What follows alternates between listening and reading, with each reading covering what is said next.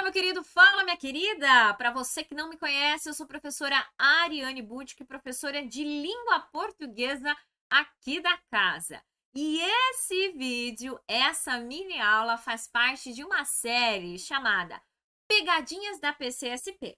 Eu não sei se você já conferiu os vídeos anteriores, mas devo salientar que sim, outros vídeos de pegadinhas relacionados aí à série Pegadinhas da PCSP já foram disponibilizados aqui no canal. Se você ainda não conferiu, dê uma olhada aí depois, aqui na descrição desse vídeo, que nós deixamos esse link selecionado para vocês.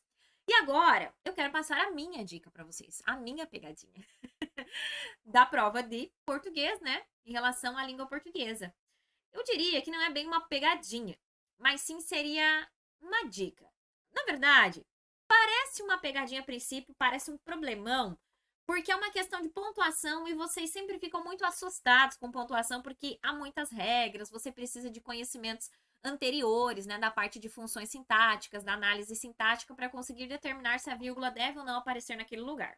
Por isso que eu quero destacar para vocês esse tipo de questão, porque é uma questão que mostra realmente qual é o perfil da banca VUNESP quando ela cobra pontuação.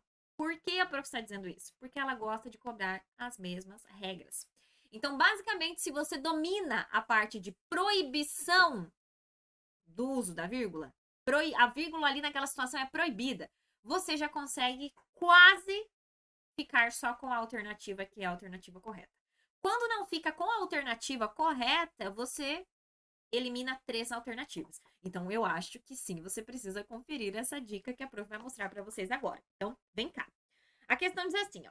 Assinale a alternativa em que a inserção da vírgula na passagem do texto, ou seja, né, não havia lá na passagem do texto, na parte original, com a inserção da vírgula na passagem do texto, a redação, ou seja, essa nova forma, atende à norma padrão de pontuação. Então, ela quer saber em que ponto que a vírgula foi inserida e que ficou correto. Está tudo certo. Vem cá, olha lá. As principais ruas das grandes cidades se parecem cada vez mais com as outras. Prof, eu preciso ler as outras partes do texto para resolver esse tipo de questão? Não. Mesmo que a questão mencione passagem do texto, você não precisa. A estrutura que está aqui na alternativa já é suficiente para você resolver. Então, já elimina isso do texto que precisaria voltar a cada parte do texto em que esse trecho foi, da qual esse trecho foi retirado para resolver a questão. Já elimina isso. Aqui já é o suficiente. Vou fazer a leitura para vocês das alternativas e daí nós resolvemos. As principais ruas das grandes cidades se parecem cada vez mais umas com as outras. Agora só se encontra gente que volta sem ter sido tocada minimamente pela fascinação do outro lugar. C. Cujos locais de peregrinação real fazem o possível para ficarem parecidos com os locais de peregrinação virtual. Ocorre também que todos os locais tendem a se parecer e, dessa vez, a globalização tem tudo a ver com a história. O turismo representa, para muitos, um modo de se reapropriar do mundo. Vamos lá, primeiro de tudo, meus queridos, o gabarito dessa questão aqui é a letra D, tá? Já deixei a marcação aqui. Vamos entender por que as outras estão incorretas. E agora você vai perceber a regularidade. Olha lá. Letra A não é por quê. As principais ruas das grandes cidades, vírgula, se parecem cada vez mais umas com as outras. Qual é a primeira regra de proibição do uso da vírgula? Não podemos ter vírgula entre sujeito e predicado. Não podemos ter vírgula entre sujeito e predicado. Daí, como é que eu identifico o sujeito na oração? Identifico o verbo e pergunto para o verbo quem ou o quê. O verbo aqui é se parecem. Quem se parecem cada vez mais umas com as outras? As principais ruas das grandes cidades. Ou seja, essa vírgula aqui está entre o sujeito e o predicado. O que é sujeito? Aquele que pratica a ação ou aquele sobre o qual se faz uma declaração. O que é predicado? Tudo que foi dito sobre o sujeito. Então, aqui, ó, essa questão já morreu, porque nós temos vírgula entre sujeito e predicado. Essa questão não, essa alternativa. Ok. Agora, olhem a letra C. Mesma regra. Hoje, os locais de peregrinação real fazem o possível para ficarem parecidos com os locais de peregrinação virtual. Quem é, gente, que faz o possível para ficarem parecidos com os locais de peregrinação virtual? Os locais de peregrinação real. Então, de novo, eu tenho a vírgula separando o sujeito do predicado. Primeira regra de proibição foi abordada. Agora, olha o que nós temos nas outras duas. Na letra B, até tem uma outra regra na jogada, mas saber de uma de proibição já ajudava você a resolver, mesmo não sabendo da mais complexa. Qual é essa outra regra de proibição? É de que nós não podemos ter vírgula entre o verbo e o complemento.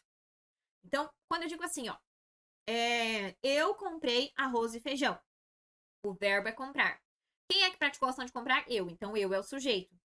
E daí, o que é que eu comprei? Esse verbo comprar é um verbo que precisa de complemento. Quem compra e o que compra? Ah, eu comprei arroz e feijão. Então, eu não posso colocar uma vírgula entre comprei e arroz e feijão, porque arroz e feijão é o complemento do verbo comprar. É a resposta do verbo comprar. É a resposta do segundo questionamento. Porque quando você diz comprar, quem compra e o que compra. Compreendeu? Para que o verbo tenha sentido completo. Então, não posso ter vírgula entre verbo e complemento. É o que acontece na letra E, ó. O turismo representa para muitos um modo de se apropriar do mundo. O que é que representa o turismo? E o que representa um modo de se reapropriar do mundo? Então, essa vírgula que ficou aqui, ó, sozinha, ela interfere na relação do verbo com o seu complemento. Ou eu deixo para muitos entre vírgula, ou eu deixo sem nada. Entre vírgulas, né? Ou eu deixo sem nada, porque senão separa a relação verbo-complemento. Morreu a letra E. Ou seja, você eliminou 3 alternativas, 3 opções, só dominando a primeira e a segunda regra de proibição da vírgula. E o mesmo acontece agora, ó. Agora só se encontra gente que volta sem ter sido tocada minimamente pela fascinação do outro lugar. Agora só se encontra gente que volta sem ter sido tocada. Gente, se você é tocado por algo, por alguma coisa. Por que é que eles voltaram sem ter sido tocados? Pelo que, né? Pelo que eles não foram tocados? Pela fascinação do outro lugar. Então, eu tenho justamente a vírgula separando essa estrutura verbal aqui do que complementa, pelo que foi tocado. Aqui já matava a letra B só com essa regra básica também. Mas aqui, essa vírgula, ela ficaria correta se estivesse aqui em par, para separar o minimamente, que seria o adjunto adverbial curto. Quando nós temos os adjuntos adverbiais curtos, uma palavra, que é o caso aqui, por exemplo, né, ou duas, as vírgulas são facultativas para isolá-lo, para separá-los. O que deve acontecer daí? Ou você coloca entre, ou você não coloca nenhuma. Ela não é obrigatória, né? Ou você coloca entre, ou você não coloca nenhuma. Por que você precisa deixar entre vírgulas? Para não separar essa relação direta da estrutura verbal com o seu complemento, por exemplo, ou do seu sujeito com o predicado, ou do nome com o complemento. E não pode daí colocar uma só, porque se você colocar uma só como ficou aqui, ela interfere na relação dos termos que devem estar conectados.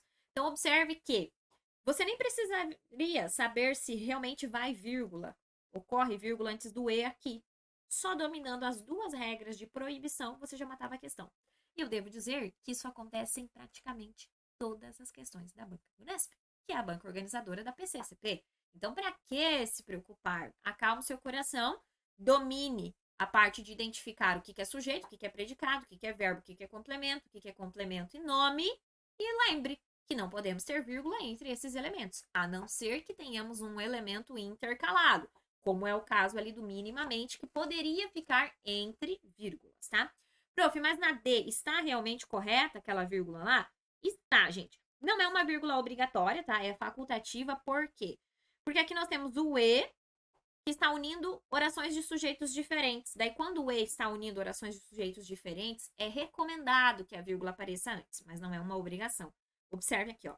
Ocorre também que todos os locais tendem a se parecer. Então, ó, todos os locais tendem a se parecer. E dessa vez a globalização tem tudo a ver com a história. Daí, ó, quem é que tem tudo a ver com a história? A globalização. Então, aqui, quem tende a desaparecer? Locais. Então, o sujeito de tendem a se parecer, perdão.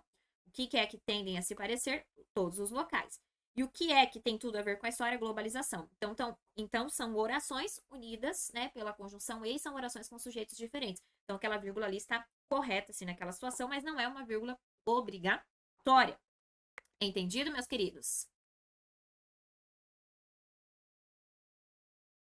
E aí, gostou dessa dica? Espero que sim. Se você gostou dessa dica e quer acessar as outras dicas da série Pegadinhas da PCSP, confira o link na descrição. E se você quer estudar mais conosco, realmente se preparar, preparação turbinada aqui com a equipe da Nova, acesse também os links que estão aí na descrição do curso grátis da PCSP e também o curso completo, porque lá nós temos realmente aulas de todos os conteúdos que são cobrados, abordados no edital, tá bom? Esperamos vocês. Beijos e até!